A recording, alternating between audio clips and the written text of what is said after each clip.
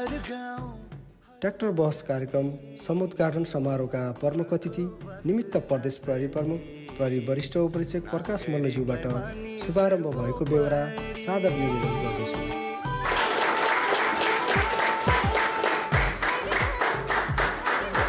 हामीले विश्लेषण गर्दा ट्र्याक्टर दुर्घटनाको हिसाबले 25% को हिस्सा ट्र्याक्टरले भोग्यो र मृत्युको हिसाबले 19% को हुन्छ र क्याजुअलिटीको हिसाबले घाइतेको हिसाबले 50%। आन्सर कतिवटा ट्र्याक्टर छ जस्तो वडा नम्बर 3 मा कतिवटा ट्र्याक्टर छ, वडा नम्बर 4 मा कतिवटा ट्र्याक्टर छ, वडा नम्बर 5 मा कतिवटा ट्र्याक्टर छ, भने जिल्लामा कतिवटा ट्र्याक्टर छ, भने ट्र्याक्टरको चालकलाई गराउनु पर्यो, ट्र्याक्टरको धनीलाई गराउनु पर्यो र स्थानीय नागरिकहरूले भनेपछि हजुरहरूले एक पटकमा 25-30 जना ट्र्याक्टर धनी र चालक भनेपछि चालक र धनी गर्नु पर्यो 50 जना, एउटा ट्र्याक्टरको 25 जना हुन्छ। धनी र चालक कोही धनी नै चालक हुन्छ, कोही फरक पनि हुनसक्छ, कोही दुईटा पनि हुनसक्छ, भनेपछि 25-30 जना उहाँहरूलाई एक ठाउँमा राख्ने, त्यसपछि गएर त्यस्तै गरिकन 10-20 जना कम्तीमा 20 जना चाहिँ स्थानीय नागरिकहरूलाई पनि राख्ने।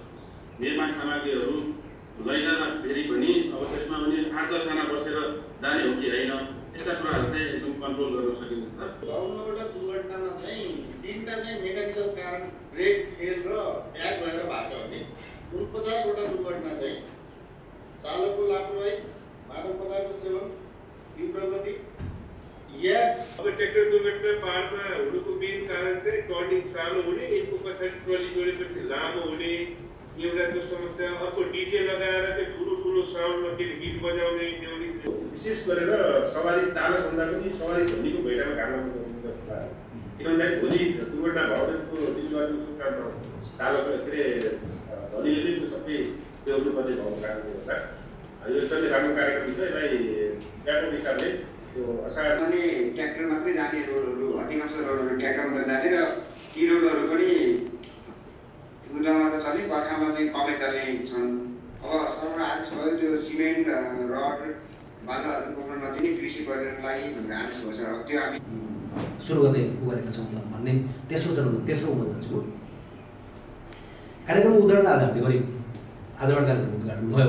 अब भोलिबाट तपाईँहरूलाई चाहिँ हामीले एउटा कथा आदेश, कार्य आदेश, कार्य सञ्चालन आदेश जे हो हामी अहिले जे बोलेको छौँ त्यही कुरा गर्ने गरिदिन्छौँ तपाईँहरूलाई। त्यसपछि त्यसमा छलफल गरेर कहिलेबाट सुरु गर्ने भन्ने हिसाबले चाहिँ हामी तपाईँहरूले टाइम दिन्छौँ। त्यो हिसाबबाट हप्ता 10 दिन तपाईँहरूले सङ्कलन लाग्नुपर्छ। मोस्ट प्रोबेबली हामी असारमा साँझसम्म कार्यक्रम गर्छौँ।